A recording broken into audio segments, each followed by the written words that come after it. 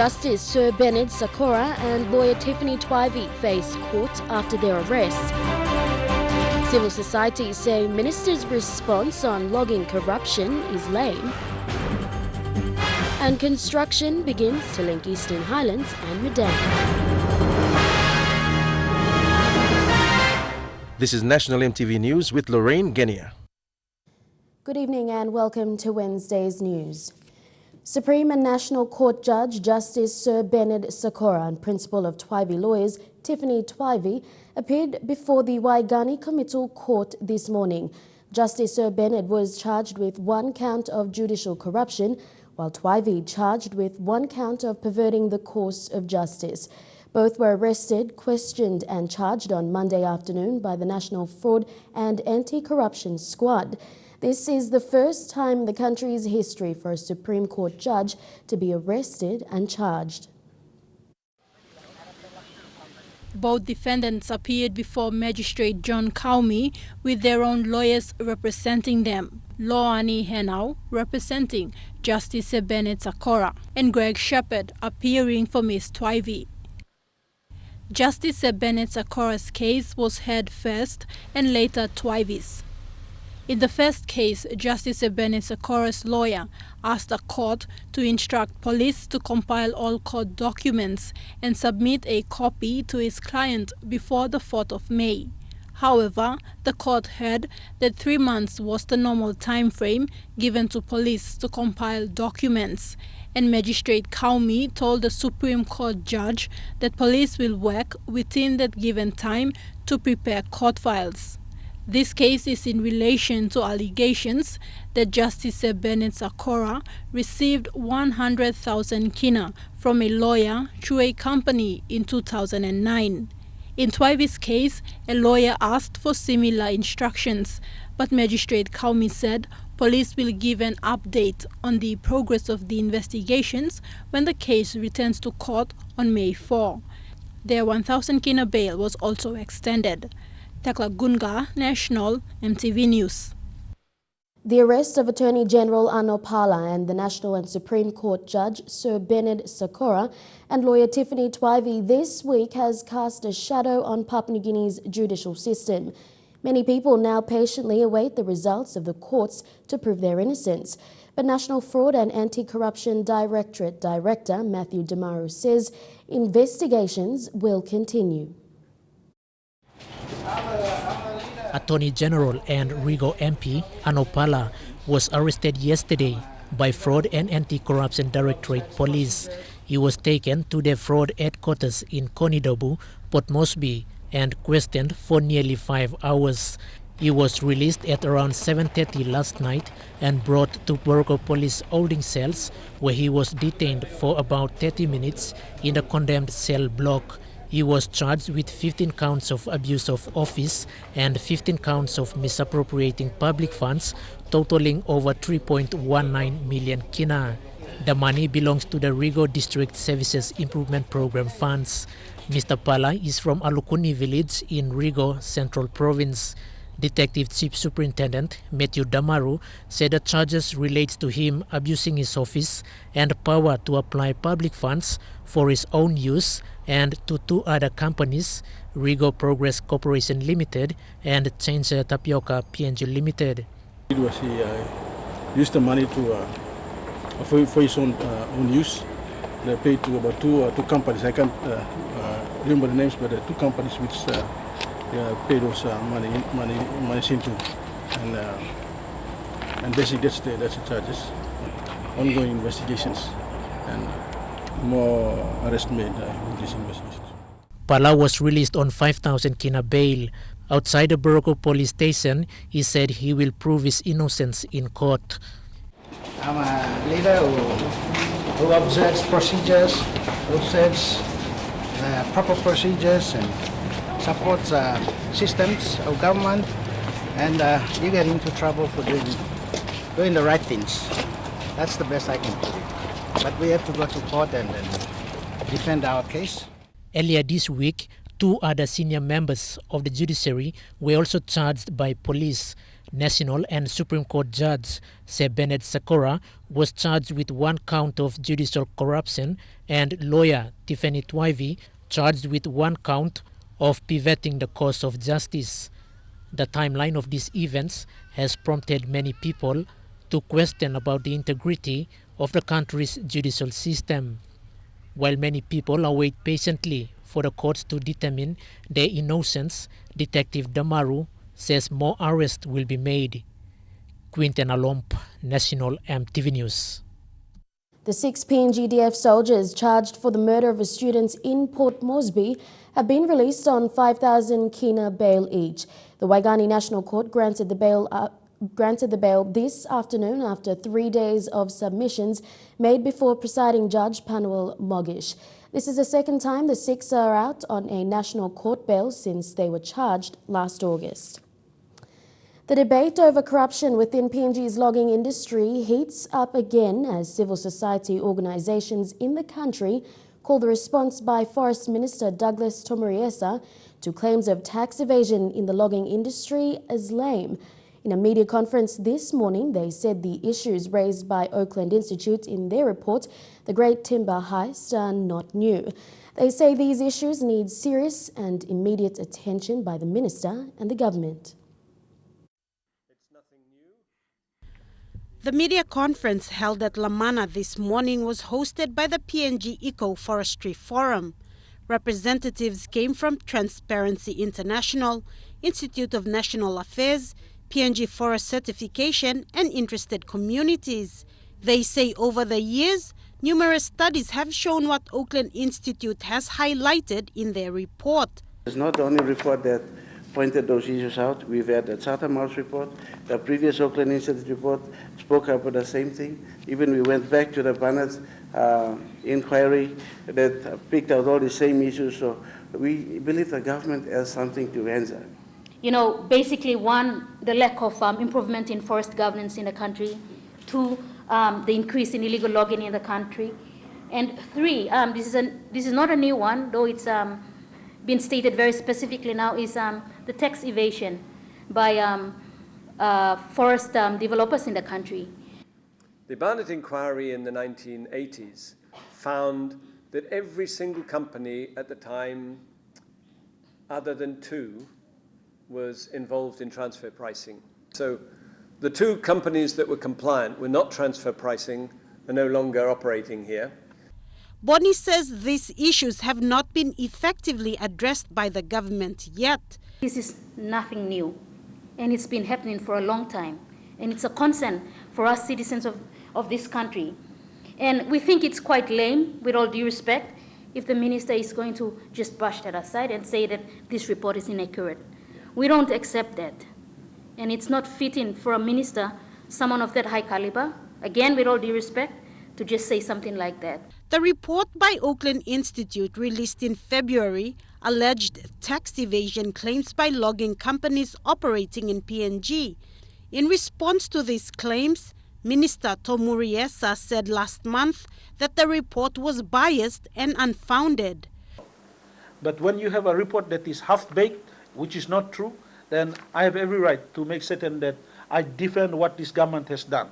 To which Oakland Institute's policy director said the minister was blind to the issues at hand. What we know also from the past and the different reports that have been published around the forest industry and the way the whole logging activity operates in the country, I'm afraid there's a case of willful blindness for the minister who has failed in the recent years to take into account what the Commission of Inquiry has said, what different reports, including our previous report in 2013, has said about all the flaws and the issues. Amidst all these comments and opinions, the Internal Revenue Commission remains silent on the matter.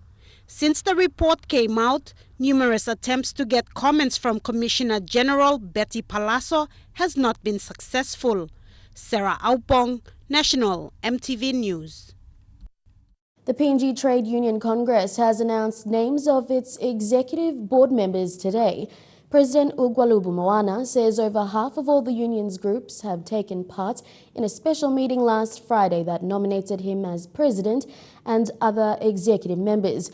He called for solidarity and invited all unions to come together.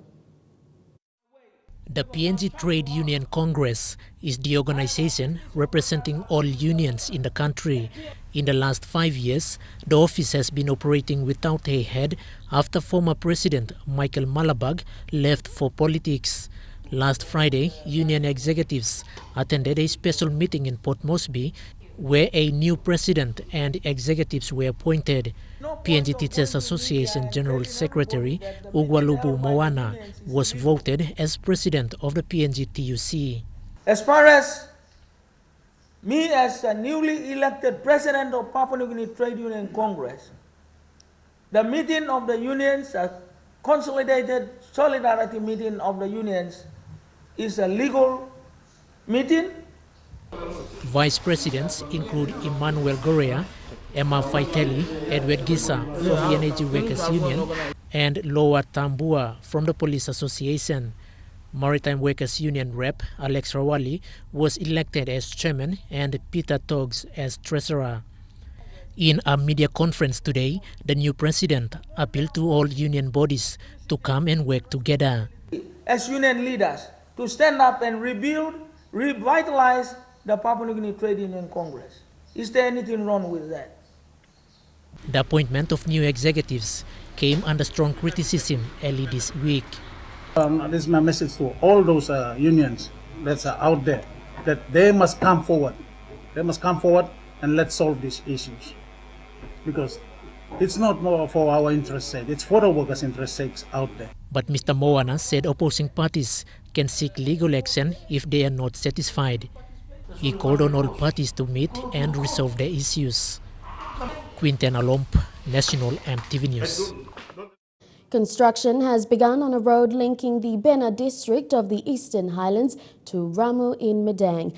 Today, Ungai Bena MP Benny Allen announced the start of roadworks. The road will cut through villages previously untouched by transport infrastructure development.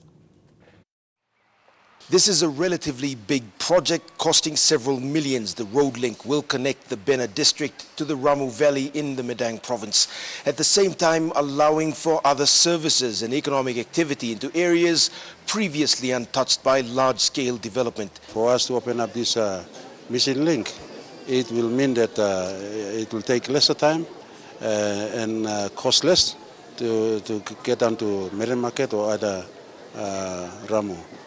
10 years ago, this was an area known for its law and order problems and ongoing tribal fights. Since 2002, there's been some semblance of political and administrative stability. The people have given their support to this project through their representatives, many realizing the link between political and administrative stability and consistent service delivery. The first phase was around 30-40 million. We're looking at another, 50 or 60 million in the next remaining phase. So then you see the equipments here. The project that we are launching now is for the new construction.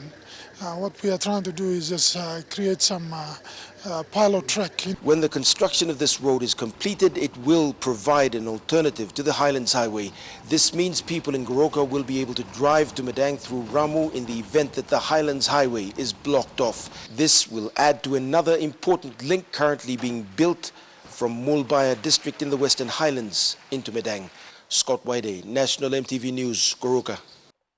And among stories after the break, the ongoing tussle for the administrator position in the Goroka Provincial Assembly and challenging times for health centres in Lae and Kokopo.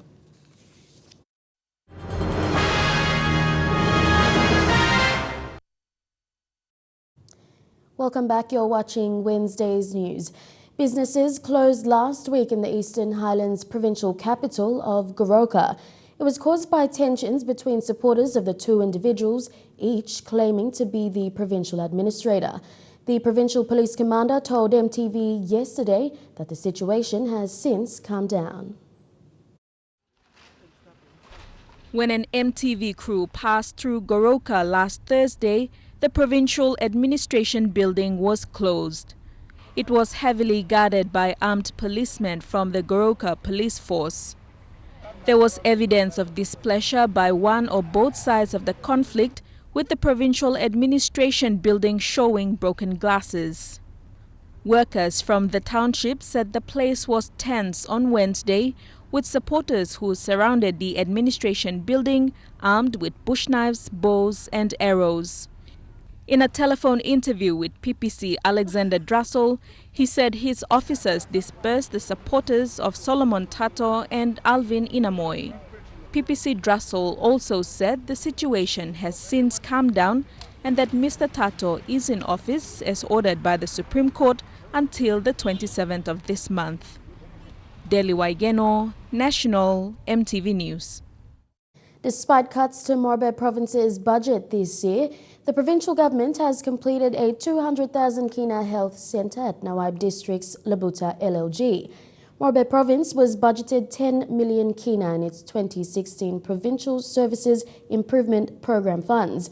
Although there are health projects completed so far at Labuta LLG, people there still need other health facilities like a sea ambulance.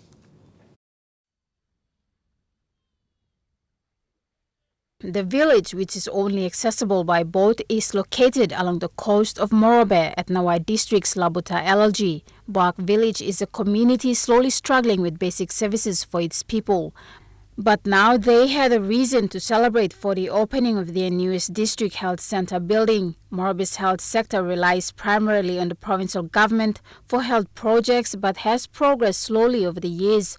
The Governor, Kelly Naru, says 200,000 kina was used from 2014 PSIP funds to complete these health projects. Public servants in Wagani and those that deal with funding to ensure that rural population and big districts and big provinces like Morobe continuously get funding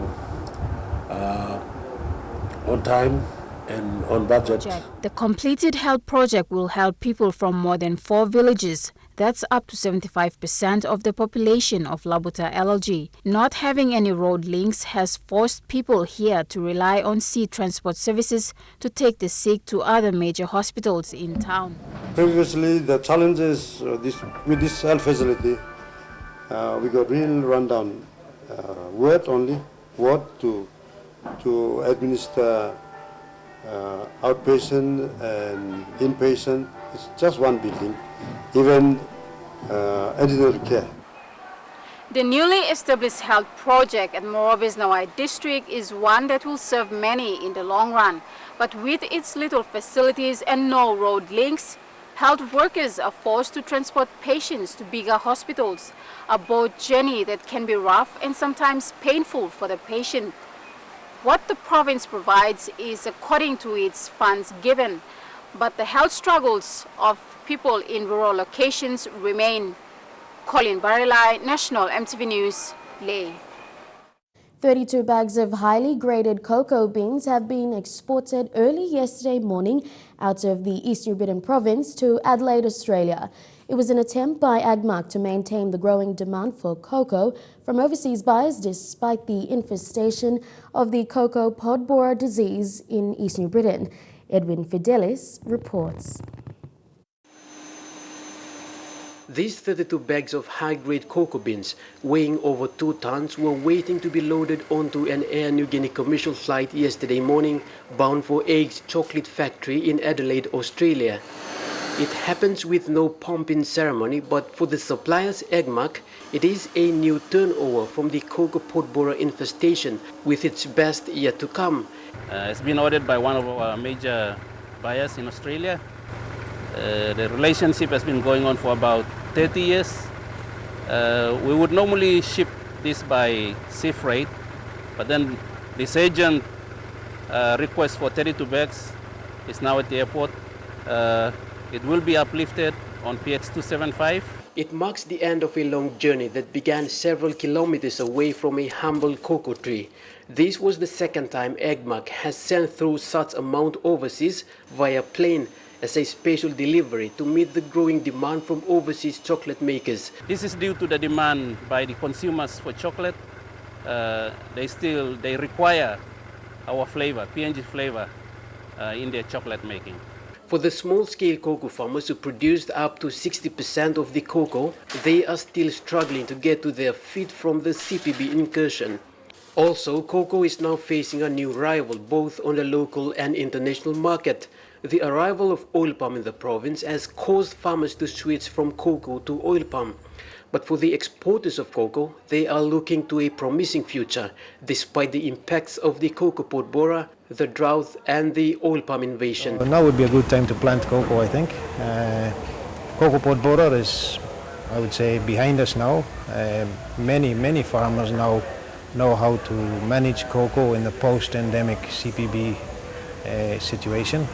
A dry bean cocoa bag is fetching 510 kina on the local market, and Agmark says the production of cocoa at present is basic economics. When the supply of cocoa falls, the demand rises and it brings up the prices with it. Edwin Fidelis, National EMTV News, Kokopo. Investors LR Group and the national government's business arm, Kumul Consolidated Holdings, were impressed after visiting the Seapeak Plains in the Yanguru Sausia electorate, where the proposed Special Economic Zone project will be established. The investors believe the land is conducive to the types of businesses to be introduced in the area. These indicators are mainly good road infrastructure, water and electricity supply, including others. On a site visit on Monday this week, investors were impressed with the Seapeak Special Economic Zone because it will generate more revenue and also its target and is to create many spin-off benefits and improve income per capita. Island-wise from the LR Group was impressed with the developments in Yanguru Sausia electorate, which are a signpost to more investors, and the Israeli investors cannot wait to start this project. We are very excited. We want to break ground as soon as we can. In the middle of it, we're confident that this will succeed. From the site visit, it has already indicated that the Kumul Consolidated Holdings for an agreement for this project. General Manager Investments Lutz Heim said they're committed in this project, which will become the window for development. It's been a very interesting visit so far, and all the indicators are good at the moment. So we look forward to getting this project off the ground as soon as practicable. Investors acknowledge Richard Maru for his political leadership and driving this project forward that will benefit the local people. Mr. Maru said the Seapeak Special Economic Zone is the greatest land resource that will transform into a commercial agriculture hub. People will be invited to buy shares in the company and the Seapeak provincial government and other companies in Papua New Guinea. We think it's a very, very exciting project. It's working through Mr. Sakora and the project team to mobilize over 100,000 hectares of land. It will be the first genuine investor in the Seapeak Plains. Fabian Hakelitz, National EMTV News. And now looking at our finance news, the Kina opened unchanged at $0.3205 US in the interbank markets. At Bank South Pacific, your Kina was buying $0.3130 US, $0.4044 Australian dollars, $0.2718 euro and 33.73 Japanese yen. Looking at commodity prices at New York close, coffee and cocoa closed higher, while gold and copper closed the day lower. Palm oil and crude oil also closed lower, while copper closed the day higher. And on the stock market, the Dow Jones closed at 164.84 points higher, the ASX closed at 71.50 points higher, and the All Ordinaries closed at 67.50 points higher. More local and international news when we come back. Stay with us.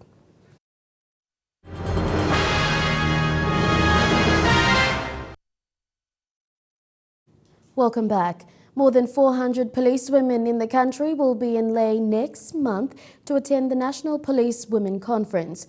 The conference will be revived this year after 10 years of not being staged due to funding constraints. The National Policewomen Conference will be held early next month in Leh for policewomen. This forum is an avenue for policewomen to embrace the opportunity to learn new information, share experiences, and foster relationships with their female colleagues. The forum was supposed to occur every 2 years, but due to funding issues, they were not able to host a meeting after the last one in 2006. Due to funding problem, we stopped the last time we had. It was 2006. Police Commissioner Gary Baki said he wants to bring back the conference so that future commissioners know that there is a responsibility for them to allow policewomen to get together every 2 years. This is to help policewomen discuss issues that are also affecting women policing in Papua New Guinea. This is the other one, this is the first after that time that I've directed it for to take place. I hope when I leave as police commissioner that the notion is left for this conference to continue so that future commissioners know that there is a responsibility for us to allow our policewomen to get together. Policewomen in the country face the same challenges as their male colleagues. Forums like this provide an avenue for them to share their experiences and knowledge from the different centers around the country. Mata Luis, National EMTV News, Leh. Bibi Primary School in the Nawaib district of Morbe is struggling to fund its operations. School Board of Management Chairman Kolas Kope said the school followed the Education Department's announcements not to charge project fees this year. However, it has left the rural school with no money to operate as it continues to face delays in funds from the government. This school, established in the 1980s, is struggling to keep its doors open, with most of its buildings and teachers' houses all run down. Most of its buildings have been the same for a very long time. Chairman Kolas Kope says the school faced a lot of funding constraints this year, following the Education Department's continuous change in education policies on project fees. Some teachers at the school have also been put on hold from teaching after living in incomplete staff houses that were built this year. Government stop him, must pay project TFF must come inside. Hurry up, long and MLP our school. No side by administration, about management. I'm display heavy, I'm plus school, not film, no display. Yeah. Most of the school's education projects like EMTV and classroom renovations have been put on hold as well, pending requests that have been sent for assistance in its completions. The school has enrolled over 200 students, with 7 teachers available for each grade. But head teacher Isom Amris reveals the school did not charge project fees this year, resulting in most of its operations being affected. To this date, we do have a real problem that it was a delay in TFF, and last year we got the last coins that we exhausted at the start of the year. Pending the promise that the government is promising that there will be no project fees, so we are real crippled. Bibi Primary School's administration and Board of Management hopes the government fully meets its free education policy ideas this year. Colin Barilai, National EMTV News, Leh. Irupara villagers of Rigo district in the Central Province have voiced concerns over the impacts of climate change. These come with rising sea level and strong wind surges that caused flooding in the area. The effect of climate change is evident along coastal areas in the Pacific. In PNG, coastal villages have been induced with devastating impacts of natural occurrences like sea surges and strong winds that come with flooding. EMTV News travels to Irupara village in the Central Province and spoke to villagers about their challenges. Small tides, it's always coming in within 2 weeks' time. 2 weeks. Before, it was a month. It was taking long, so it's a global warming. The sea level is rising. The flatness of the land and closeness of this village to the sea make them vulnerable. There is a great need for the people to adapt to take on these challenges.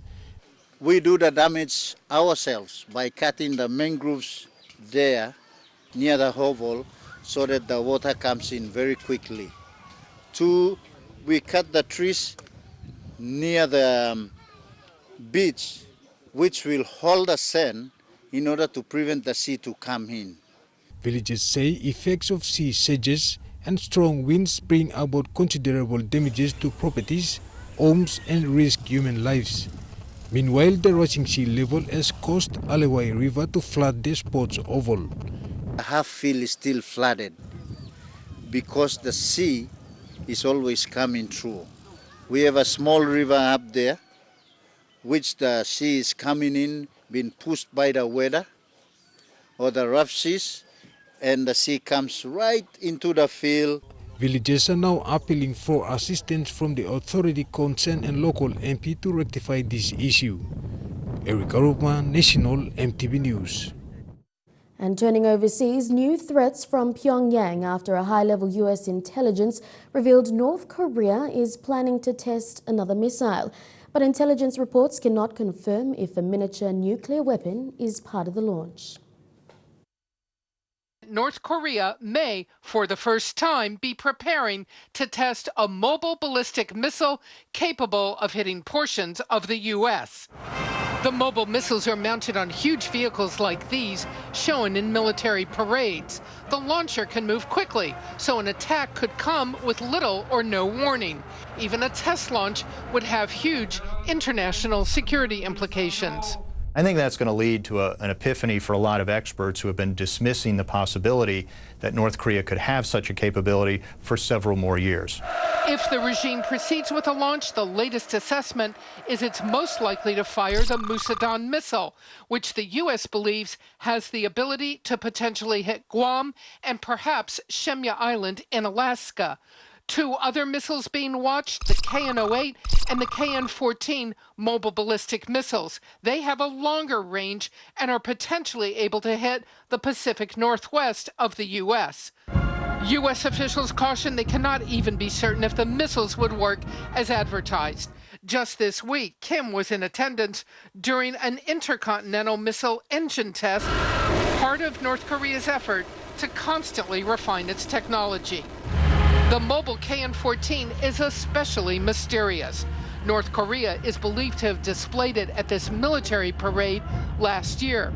The U.S. is not certain what improvements have been made to this newest weapon, but worry it may have increased precision. The concerns compounded by the belief of some in the U.S. intelligence community that North Korea has some type of miniaturized, untested nuclear warhead device that could go on top of a missile. It's the prudent decision on my part to assume that he has the capability to miniaturize a nuclear weapon and put it on an ICBM. U.S. officials strongly emphasize they simply don't know what Kim's next move might be, either with missiles or some type of nuclear device. Police in Belgium are trying to verify disturbing claims from one of the Brussels terror suspects. He said ISIS planned to hit the Euro 2016 football championships. The tournament, set for summer in France, is one of the world's biggest sporting events. Even before the terror suspect's arrest, emergency officials have begun to prepare for the worst. Just days before terrorists attacked in Brussels, it looked like terrorists were on the attack in France using chemical weapons. It looked like that because it was meant to. This was a practice run for first responders, security chiefs, and government officials to give all a look at what might actually happen if such an attack did occur during the coming Euro 2016 football tournament. With 8 million supporters expected at stadiums and fan zones across the country, assuring public safety is a major nightmare for the French government. The tournament is set to begin less than 3 months after the terrorist attacks in Brussels and 7 months after the bloody events of November 13th in Paris. An assault that began with suicide bombings during a soccer match outside the same stadium where the opening and closing games of Euro 2016 will take place. The government is trying to sound as reassuring as possible. I hope that the tourists who haven't returned since November the 13th will return for this, to celebrate, to share a moment, to see games on big screens. Government reassurances, however, have not been enough to convince everyone. We know that some fans are selling their tickets on websites because they're afraid. Security officials promised 10,000 military and police will be on duty to keep everyone safe during the month-long Euro 2016 tournament. But the Prime Minister does not rule out the possibility that some matches might have to be played in empty stadiums if the threat level seems too high. And the security at the stadiums is not as big a problem as in the fan zones, where mainly private security companies are being hired at an estimated cost of 17 million euros to pat down and check the bags of those fans who want to gather to watch the games free on big screen TV. Those fan zones will be set up in places like this, large open areas that authorities say could be difficult to secure. Still, French officials say they're going to do their utmost to protect against every possible threat, insisting that the best response to terrorism is to carry on with the tournament as planned.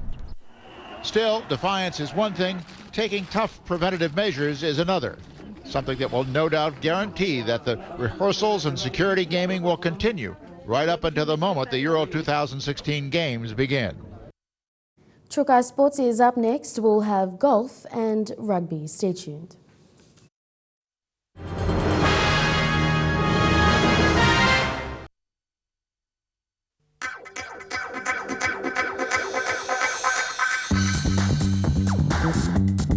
Trukai Sports.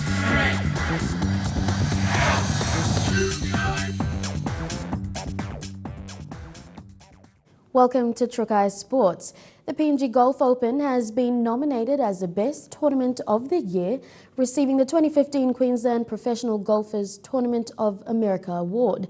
On hand to receive the award was SB Brewery General Manager Stan Joyce, Mark Stallard from Royal Port Moresby Golf Club and Sports Minister Justin Chichenko. I'd like to start by thanking Mr. Stan. PNG Golf Association Secretary General Mark Stallard said it takes a lot of people, dedication and hard work to get to where they are, and to receive such recognition is an achievement. We're here today to reflect on that dedication and to celebrate the prestigious awarding of the Tournament of the Year 2015 for the South Pacific Export PNG Open from Queensland PGA. So that's a great honour for PNG Sport and for the PNG Golf Association. SB Brewery General Manager Stan Joyce said SB Brewery, as major sponsor of the tournament, is very proud to have this award with PNG Golf Association. Not just our turn or something like that, it's been contested before and we missed out by one vote. But we've actually won it this time through, and I think that is a great testament to the capabilities of Papua New Guinea to stage world-class events. This will be another exciting tournament for professional golfers who will be going for the prestigious title of being the PNG Open champion. The highly acclaimed championship course offers a memorable golfing experience for all grades of players. The 2016 SP Export Radler PNG Open will be held on the 21st to the 24th of April at the Royal Port Moresby Golf Club. It's a great sport and an up-and-coming sport. We've got a lot of talented Papua New Guineans that are doing well in golf, especially our young men and women that won the gold medals in the Pacific Games. They gave a clean sweep of that competition, and that was a fantastic result for golf and promoting golf in the Pacific. Shane Saroya, National EMTV Sports. To Super Rugby, the Waikato Chiefs have proven yet again why they are the table leaders and the hottest contestants for the title this year. This comes on the back of their 29-23 win over the Blues. Their win makes 6 wins from 7 games, placing them well and truly above nearest rivals the Stormers and Highlanders. With the New Zealand and South African franchises dominating this year's season, the Brumbies will have a chance to improve their ranking as Australia's conference leaders against the New South Welshmen this weekend in Sydney. Both the Waratahs and Brumbies are coming off a bye and a loss each the week before in round 6 of Super Rugby, leaving both teams hungry for a win this weekend. The Brumbies are currently sitting on second place in the Australasian group, 12 points behind the Chiefs, while the Waratahs are placed 8th on the ladder, winning 2 out of 5 games. And put it down between the sticks. Game on. Allianz Stadium has taken a while. 21 points to 17. The Melbourne Rebels over the New South Wales Waratahs. Their drop in performance has been evident since round 5 against the Reds, winning by just 2 points. Sneaking through the left hand. Upright. Poor clearance in the breakdown and just lack of direction at the halves has been one of the Waratahs' biggest contributing factors to their poor form. Penalty tried. The referee has had enough. It is a try to the Queensland Reds. The Brumbies, however, defeated the Waratahs in their first encounter in week 2 of the season, 32-15. And while this weekend's clash shapes as one of the best of the round, the ACT franchise will be without the suspended David Pocock, potentially the driving force behind the Brumbies' accelerating success in the forward pack. The match kicks off at 7:40 p.m. at the Allianz Stadium in Sydney. Still on Rugby Union, this weekend is the final round for Pool A teams in the Capital Rugby Union to secure their top 3 placings, while the women's teams will look to sneak into the top 5 placings. In the Premier Division, Defence Rugby Union and Wanderers remain as table leaders with 4 wins, while Harlequins are in 3rd place with 3 wins and 1 loss. In the A Reserve Division, Defence and Harleys remain in 1st and 2nd place. And no surprise in the women's division, with the Spartans in the lead and Harlequins not far behind with only 3 wins. All weekend matches will be played at the Tarama Barracks Oval, with teams vying for a spot in the finals in the following week. And Trukai Sports continues after the break. Don't go away.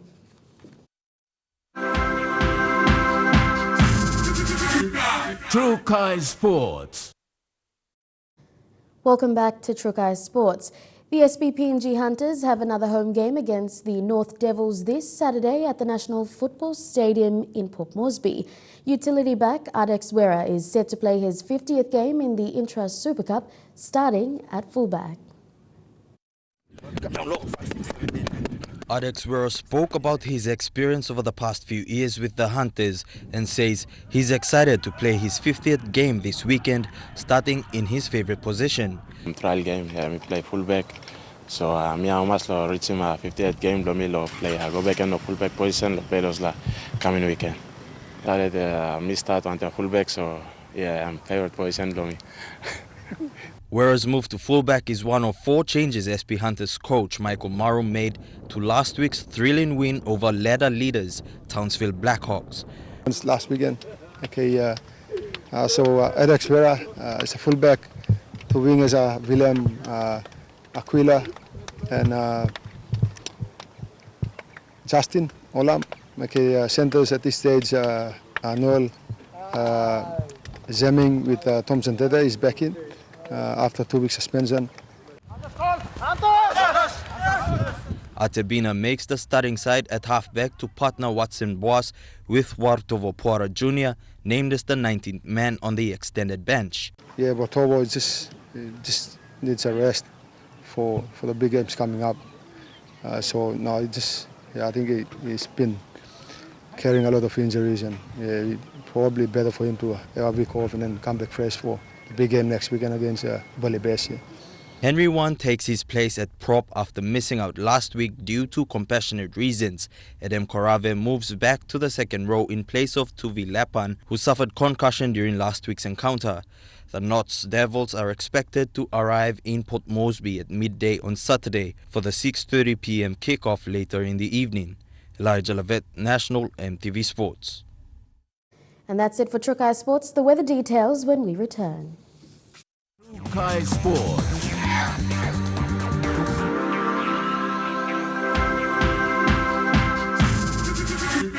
Trukai Sports.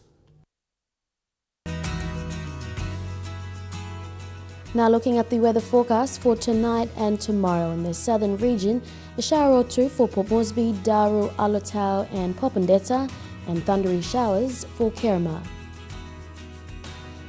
In the Momase region, mostly fine for all centres. In the New Guinea Islands, a shower or 2 for Lorengau, Kavieng, Kokopo and Rabaul, mostly fine in Kimbe, and some showers for Buka. And lastly, in the Highlands region, evening showers for all centres. Now recapping our main stories for tonight. Justice Sir Bernard Sakora and lawyer Tiffany Twivey face court after their arrest. Civil societies say ministers' response on logging corruption is lame. and construction begins to link Eastern Highlands and Madang. And that's the news, sports and weather for tonight, Wednesday, the 13th of April 2016. Thanks for your company. Good night.